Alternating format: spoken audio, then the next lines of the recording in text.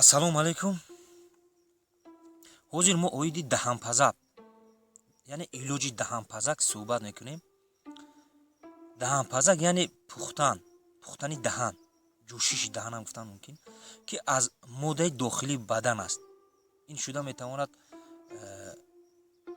аз ғалабаи хун, аз ғалабаи балғам, аз ғалабаи сафро яъне талха ва ё аз ғалабаи савдо. баъд ҳамин доначаҳои ки гуфтем ман ҳамин ҷӯшиш бадбӯ шуда ба захм мепечанд. агар пухтани даҳан аз ғалабаи хун ба амал омада бошад, ранги ҷӯшиш ба сурхӣ мезанад. агар бар зиёдии балғам ҳодис шуда бошад, ранги ҷӯшиш сафед метобад. агар аз ғалабаи талха сар зада бошад, ранги он ба зардӣ моил мегардад ва агар аз ғалабаи савдо ҳодис шуда бошад, сиёҳ мешавад. яъне ин муайян кардани аз рӯи ҳамон ярраҳое ки пайдо мешаванд дар ҳамон даҳон муайян карда метавонем ки аз кадом сабаб, аз сабаби чӣ ба вуҷуд омадааст. хоб мутаассифона ин иллат дар ҳамаи синни одамӣ метавонад рӯй диҳад. баъд як чизи дигара қайд кардан дар кор ки мутаассифона ҳамин вақте ки ҳамин нисбат ба дигар ярраҳое ки дар дигар узвҳо пайдо мешавад, ҳамин яъне табобат, тез нест шидани ҳамин ярра аз сабаби он ки дар ҳамин яъне мавқеъи ҷойгиршавии ҳамин ярра маълум ба ҳамаи мо, яъне ҳамун тез нест шидани ҳамин бисёр як ба душорӣ нест мешавад. барои ҳамин дар ин барои рафъи ин яъне эҳтиёт кардан дар кор. барои ҳамин мо аз чӣ истифода мекунем? яъне дар шароите ки дар шароити хона гуфтан мумкин аст, яъне ба тарзи табиӣ, ба таври табиӣ, яъне мо аз чӣ бояд истифода кунем ки ҳамин даҳанпазака ба куллӣ нест кунад, ба пуррагӣ нест мекунад.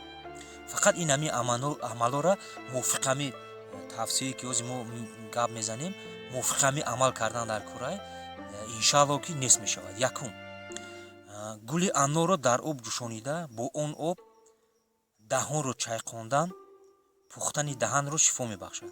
ва ё ҳамин гули хушки ҳамин анорам бошад, аз сабаби он ки мана яъне дар зимистон, агар фарз кардем дар зимистон агар ҳамин ҳолат рӯй диҳад, ё ин аз ҳозир дертар зимистонда агар рӯй диҳад, агар ҳамин гули анорро агар хушкам боша мешавад, ҳаминра куфта дар даҳон пошидан дар кор. баъд бо оби шоҳтут даҳанро чайқондан ё ғарғара кардан даҳанпазакро нест мекунад. оби гашнич,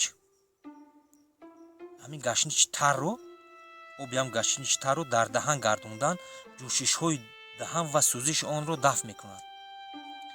қурутро дар об молида, онро дар даҳан гирифтан пухтани даҳанро ки аз гармӣ бошад шифо мебахшад. ҳиноро дар об ҷӯшонида, бо он об кӯдакон даҳанро чайқонанд, даҳани пухтаи онҳоро ислоҳ мекунад. яъне барои кӯдакон аз ҳама беҳтарин ҳамин тавсие кардаги мо ҳамин ҳино ҳаст ки мо гуфтем ҳозир. мӯи инсонро сӯхта ва соида ба даҳани пухтагӣ пошидан лозим, шифо мебахшад. баъд дигар чиз ҳамин ки хоидани ё райҳон ё гули бобуна, манам рамашкае ки мегем, пухтани даҳанро нест мекунад. оби барги зуфро дар даҳан гардондан пухтани даҳан ва дигар бемориҳои даҳанро дафт мекунад. ё сирко, ё намак ва ё навшодиро, яъне яке аз инҳоро дар даҳан гардондан пухтани даҳан ки бо бадбӯӣ бошад шифо мебахшад. агар барги мармиҷонро ё меваи расидаи онро бихоҳем, даҳани пухтагиро ҳатман ислоҳ мекунад. баъд қивом, яъне қиём ман мегӯям, қиёми зиркро дар оби ҷӯш ҳал карда, бо он даҳонро чайқонем, пухтани даҳонро дафт мекунад. ҳар гуна ва ҳар даҳан новобаста аз синни сол ки бошад. яъне беҳтарин тавсие ки ман ҳамин ҳозир тавсиеҳое ки мо пешниҳод кардем. боқӣ худованд нигаҳбони ҳамаи мо шумо.